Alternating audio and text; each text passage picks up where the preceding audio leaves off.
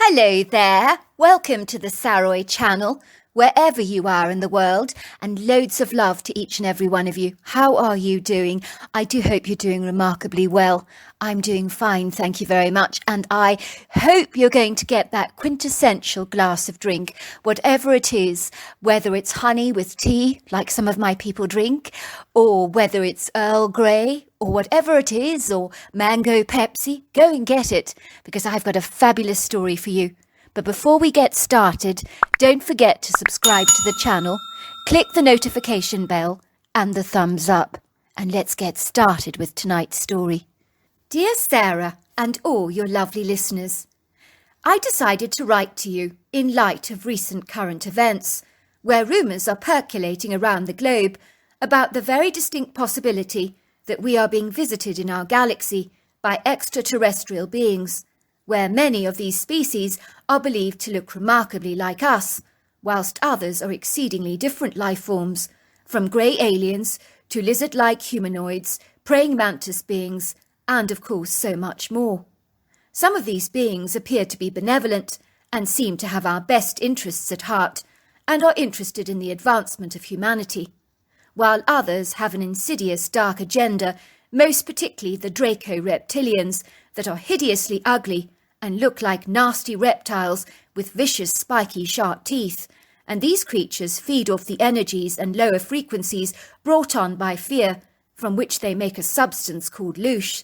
Some emphatically believe that during the World War, these vindictive entities were drinking up the fearful energy of those gallant soldiers fighting to the death on our battlefields and getting high on the heightened levels of our terror. I have heard that even an Israeli minister recently dropped a few bombshells a couple of years ago, hinting that extraterrestrial beings have been visiting our world for over a century and popping in and out of our reality or dimension, if you like, which is why UFOs can sometimes materialize and then seem to vanish like magic before our eyes. I gather that government officials around the globe have been indirectly connecting with extraterrestrials, learning about new advanced technologies over 1,000 years ahead of our own, which they have hidden from us for their own nefarious agendas, like anti-gravity, medbeds, free energy, and so forth. It would seem that these outer-worldly beings, well, the good ones at least, have felt that humanity was not ready to learn about their existence, and were waiting on tender hooks for the right time to inform us about their existence. And with all the mumblings and faint whistlings from the Pentagon, one can only wonder what they're about to disclose to us, or whether we're going to be drip-fed the truth over a long period of time. I do not claim to be an expert on any of these matters, but I do believe we're not alone in the universe, due to an encounter I had at 15 years old, of which I have never forgotten. I want to assure you that I have a story to tell you that will make your hair stand on end, and make you question everything you thought you knew about our reality, as indeed it did this for me. At the time I was to realise that very few people would believe our outrageous, seemingly illusory, fanciful and fallacious story, and so we chose not to speak about it, and truly I thought that this would be a story that I would eventually take to the grave with me, as such was my reluctance and hesitancy to share it with anybody. However, I bravely decided to crawl out of the woodwork and make my story known, given the subject of UFOs has become a contentious but hot topic of late. My incredulous story also involves a seemingly erroneous encounter with an anomalous creature that we like to call Yeti, Sasquatch or Bigfoot. Some people believe that these creatures are connected to UFO encounters, and many don't even believe they exist at all in our reality. But I can assure you that they most certainly do, for I have seen this creature with my very own eyes. The year was 1992, and it was, as they say, a cool but very pleasant summer. I was 15 years old at the time, and went to spend my summer holidays with my cousins on their unparalleled sprawling cattle ranch in Utah that was surrounded by flowering meadows, grazing pastures, mountainous valleys, and a large silvery lake flanked by willow trees. And then there was a ubiquitous area of wood green comprised of juniper, Douglas firs, spruce and ash trees. Utah is a region in the western United States that consists of high plateaus, exquisite mountains and even deserts, and is very similar to Colorado in its rugged, natural, awe-inspiring beauty, with convenient access to exquisite mountains and a stunning, beautiful climate. Both of my cousins were of similar age to me. My older cousin Robert was 16, and my younger cousin Timothy was about 14 at the time.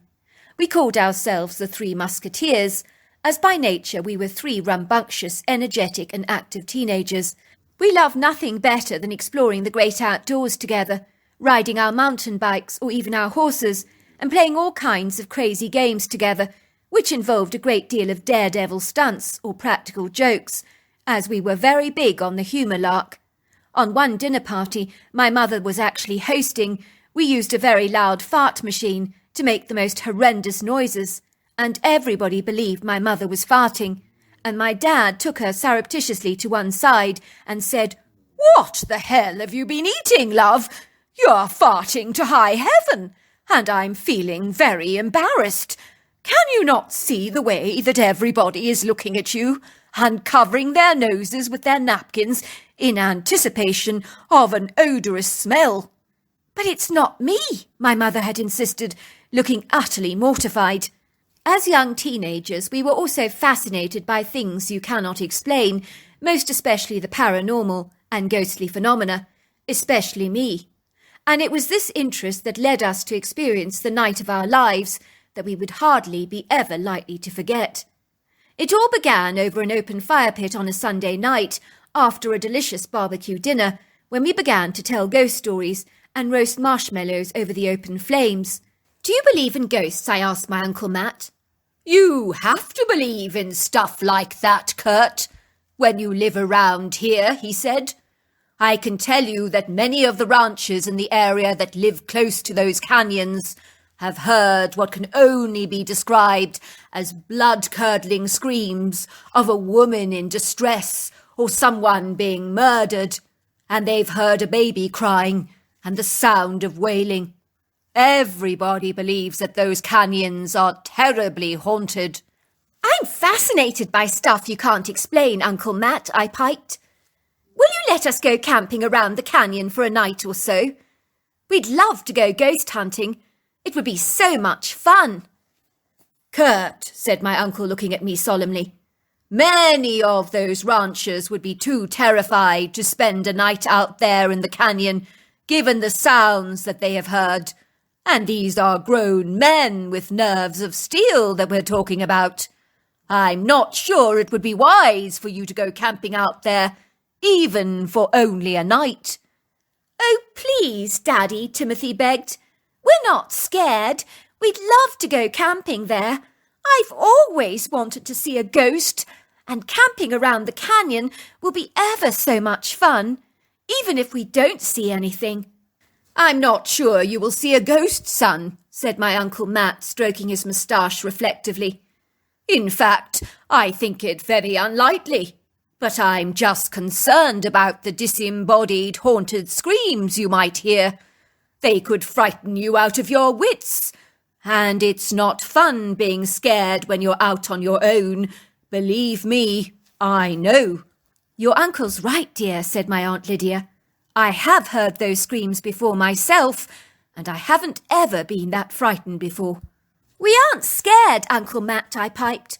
"We're intrigued and curious. We're not asking for much, just one day on our own camping out in the canyon. That's all we're asking for." "Oh, go on," said Aunt Lydia, giving us an encouraging wink.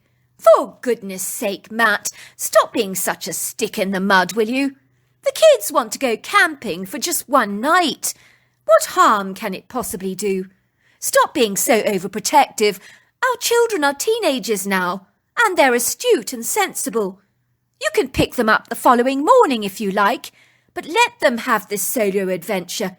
You know how things like this meant a big deal to you when you were growing up. Are you going to deny your children this wonderful adventure?" "Oh, very well," said Uncle Matt. "Lydia has persuaded me to change my mind, but you must be careful, as there are mountain lions in the area and other indigenous wild animals like cougars and elks, so you need to take my rifle with you. If you want to camp anywhere else, I would not be so concerned, but those canyons are very haunting.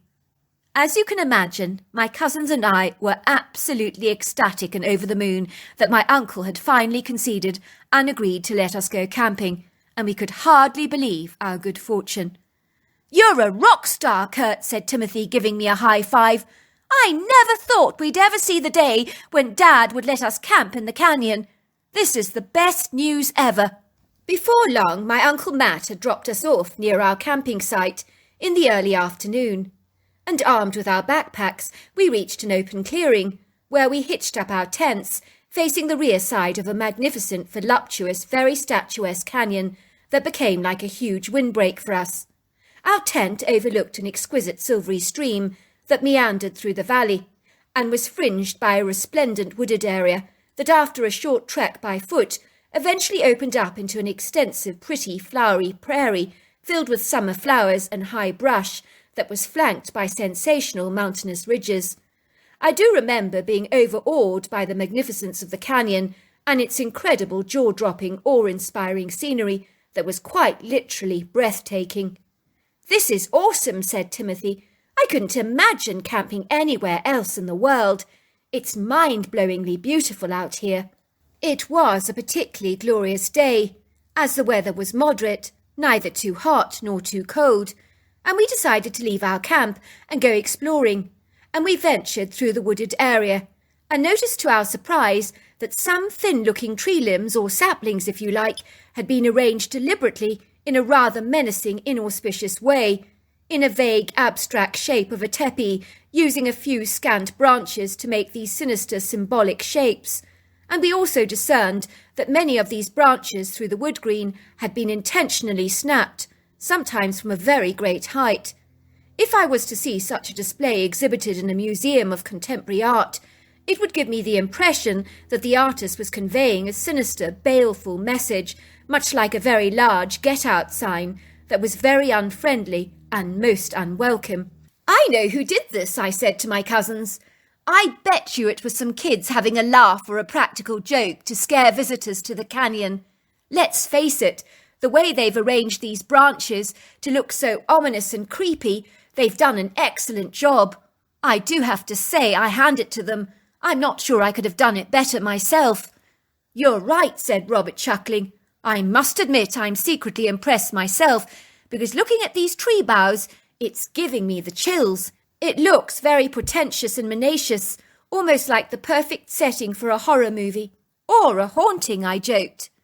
As you can imagine, the wooded area was extremely lovely, and the fresh smell of pine permeated the air with a refreshing sweet minty scent, and the whole area was alive with pretty birdsong. It truly didn't get better than this. On our return hike back to the tent, we were rather bewildered to see that some of our items that we had packed away had been displaced.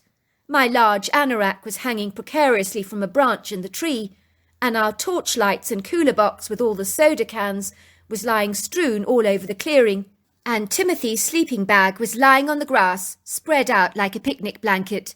It was exceedingly bizarre, but I began to grin like a Cheshire cat as I surveyed the area with a glint of amusement in my eyes. "I fail to see what's so funny," said Robert. "Who could have done this?" "Don't you see?" I laughed. "It's Uncle Matt. He's trying to scare us. He knows we came here to be spooked, and he thought he'd play a joke on us. But he's not fooling anyone, least of all me." At that, both my cousins began to laugh. "Of course," they said. "Dad has a wicked sense of humour. He must have done this. This is his kind of prank." As I began to replace all the cans in the cooler box, I discerned a very large footprint in a muddy patch close to the stream that was 20 inches long in size, and upon seeing this, I immediately destroyed the evidence, because I realised that someone who'd been messing around our campsite was possibly not my Uncle Matt after all, but the curious owner of the hugest feet that I've ever seen. But whose hideously big feet they were, I couldn't imagine, and why they'd been running around the place barefoot was anyone's guess. Who does that in their right mind when there are thorny briars lying around the place and rattlesnakes that could leap out of the shadows and bite you when you least expect it? I knew that seeing such unsettling evidence might make my cousins lose their nerve about staying in the canyon, and I was not going to allow that to happen under any circumstances. I was fueled with a fervent excitement about what this night would hold for us, and no one was going to rob me of that. We sat back on our comfortable camp chairs, seemingly mesmerised by the flickering bright orange flames of our fire, crackling, folding and burning the wood under the light of an ivory crescent moon and a scattering of silvery stars, which illuminated the dark sky with a dazzling, resplendent display of glittering diamonds. Then we heard the sounds of the croaking frogs and the chirping crickets that serenaded us with their nightly chorus. In the distance we could hear what sounded like the calls of coyotes and the hoots of an owl.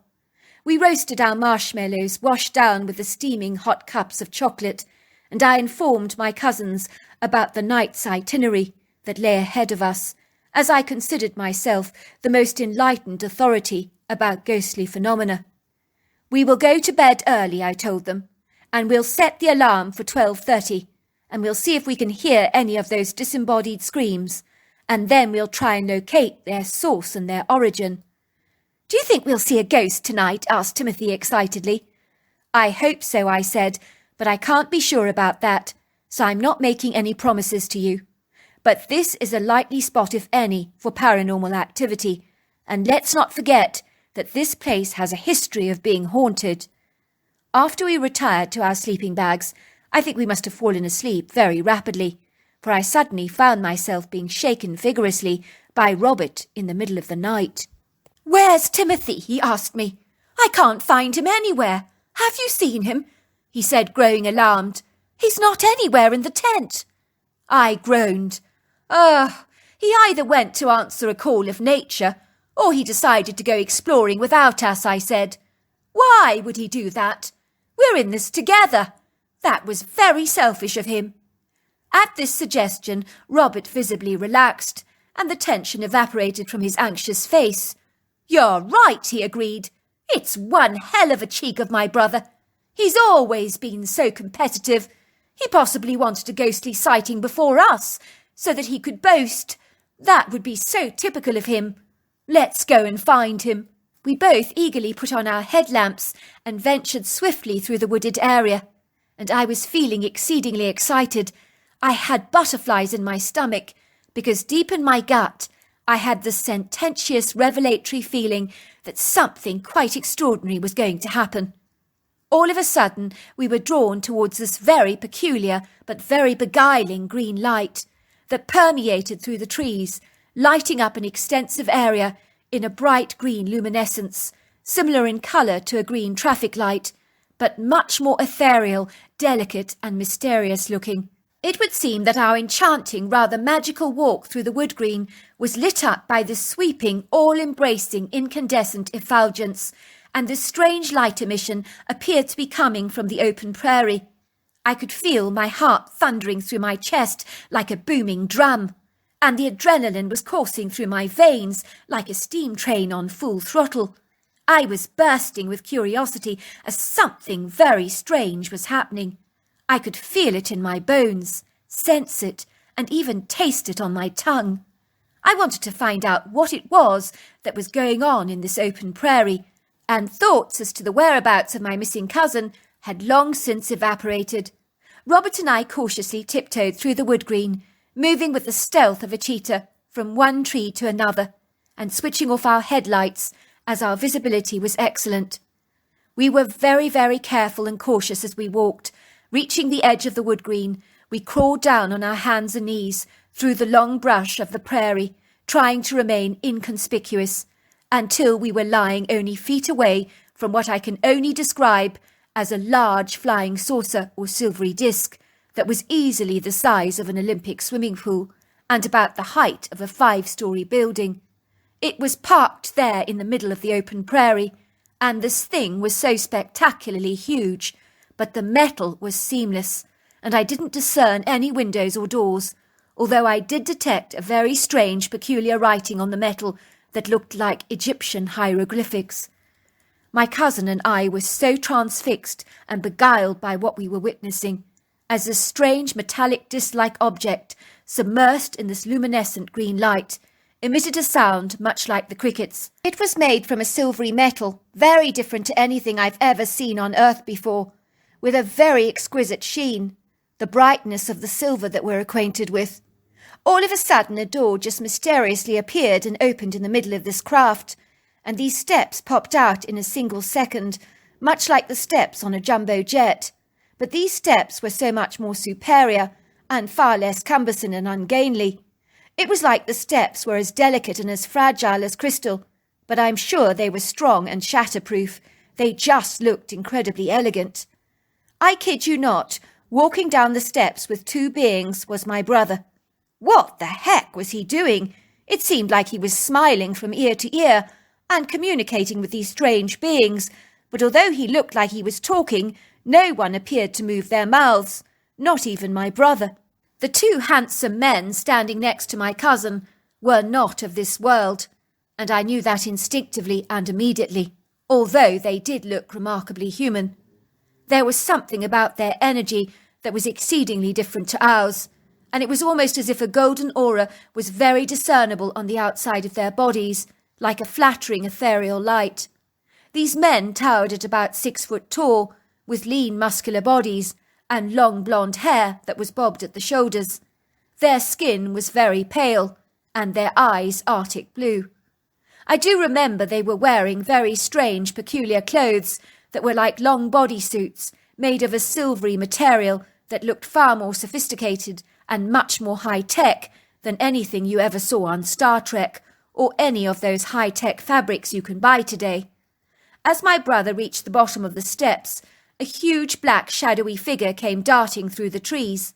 At first I had no clue what this outlandish creature was, but now all these years later I know him to be a Bigfoot. The creature stood up on 2 legs and was easily over 7 foot tall and 700 pounds. He was long, sinewy and lean, but powerfully built, like an indestructible army tank, and was covered from head to toe with long black shaggy hair, and he possessed an arch-shaped head that beheld the markings of a very human-like face, with dark leathery skin, a flat, almost aquatic nose, and deep-set dark eyes. The critter appeared to be talking to the 2 men, but they never moved their mouths, which was exceedingly odd, so I do believe the conversation was obviously telepathic. I watched the 2 friendly men walk up the steps and wave at my brother, and then these steps just whirled up into the craft, and you couldn't see any signs that there was an opening in the craft, as the whole flying disc appeared seamless and flawless. We watched this craft lifting itself up into the air in a long vertical line, and then it turned into a 2 o'clock position and whizzed off at one hell of a speed, and before our eyes it vanished and dematerialized from our sight. I now believe it was due to some sophisticated cloaking technology that rendered it invisible, but of this fact I cannot be certain. Robert and I crept back ever so cautiously through the brush, keeping our steely eyes pinned on Timothy and maintaining a very good distance behind him so as not to be seen and discovered by the creature, who was walking very comfortably by his side. They trekked through the wood green together for quite a while, until the creature pointed towards our tent, and Timothy nodded and trotted towards the tent dutifully, turning around to wave at the creature as if to say thank you and goodbye. He nodded at my cousin and then glided away, moving down the mountainous terrain with the efficiency and grace of a mountain goat, and my cousin and I were bedazzled by this mysterious creature, whatever in God's name it actually was. My cousin and I hightailed it right back to the tent, with one purpose alone, and that was to interrogate Timothy. We wanted to know everything that had happened to him. "Where have you been, Timothy? We saw you in that big flying saucer talking to those strange men. What do they want with you? And who was that big hairy gorilla man that guided you back to your tent?" "I'm not supposed to say where I've been," said Timothy, clambering up. "It's a secret." "Timothy," I chided, "we saw you. If you don't tell us what happened to you, then I'll tell Uncle Matt exactly what you did." At that horrifying revelation, Tim swore us to secrecy, and this was his incredible story. I was sleeping in my tent, and I heard the strange voice in my head say, "Wake up! I need to take you to the craft now." I pulled the sleeping bag over my head, but I heard the voice say, "Don't go back to sleep, young boy. I need to take you to the craft. All will be well, and you are in safe hands." I knew that something had been talking to me in my head, because it was very different to the sound of your own thoughts. At that moment I climbed out of the tent, and that was when I saw the monstrous creature standing there, indicating for me to follow him. I was terribly afraid, because this daunting, hairy, ape-like humanoid was terrifying and very intimidating. I was about to scream in horror when the creature looked at me and spoke directly to my mind. "Young boy, don't be afraid. I may look very scary, but I'm actually rather nice, and you can trust me to take care of you. I need to take you to the craft, for we have work to do this night." For some reason I was drawn to follow him, not through my own will, but through some kind of pulling feeling that made me desirous to follow the creature, and so I did. The next thing I knew was that I was sitting in what I can only describe as an intelligent chair, because it appeared to be monitoring everything like my heartbeat and my pulse and other things I didn't understand, and I was buckled to it by a seatbelt. I was surrounded by all this incredible technology, unlike anything I've ever observed before. It was too daunting to take in because it was so overwhelming. Then those two blonde-haired men came to speak to me. They asked me all kinds of strange questions, but they didn't speak to me in words. They spoke to me directly in my head, and we conversed backwards and forwards like that. "What kind of questions did they ask you?" I asked. "They asked me if I believed that there was life on other planets, and what did the boys in my class think about the subject. Did I think UFOs were real? How did I think my friends would react if they knew aliens were real and were visiting us?" It was kind of questions like that they asked. "What did you say?" I said. "Well, I said that we had movies about aliens and stuff like that, but I didn't actually believe that aliens were real, and neither did any of my friends. We just saw alien movies as entertainment, and most of them were horrible monsters that eat up people and were very, very scary." Then they asked me if I thought people would be afraid of aliens, and I told them that I thought so based on what we actually see on television, because I told them we didn't actually see any nice aliens. "What did they say to you?" I asked. "They said that they were from another planet or star system, but I forgot the name. They had a different frequency and density to ours. They said that there are many good aliens that are very interested in helping our Earth evolve. I was told their people can live well over 1,000 years, and that if you were 100 years old from where they come from, you would be considered a baby. The tall blonde men were both about 500 years old." "You're kidding me," I said. "They looked like they were in their late 20s. They looked so young." They said that everybody is free on their planet because it's your birthright to be free. They find it very strange that we have to buy food and shelter on our planet, which they believe is reprehensible and morally wrong. "Everything is free," I piped, "where they come from? That's incredible." "You know what?" said Robert. "They're right. Everything should be free on our planet. It is our God-given birthright, but it isn't, because we're being robbed through taxes, loans and debt. It's crazy if you think about it." "What else did they say?" I asked. "Nothing really. They thanked me for my information and said I'd been very informative.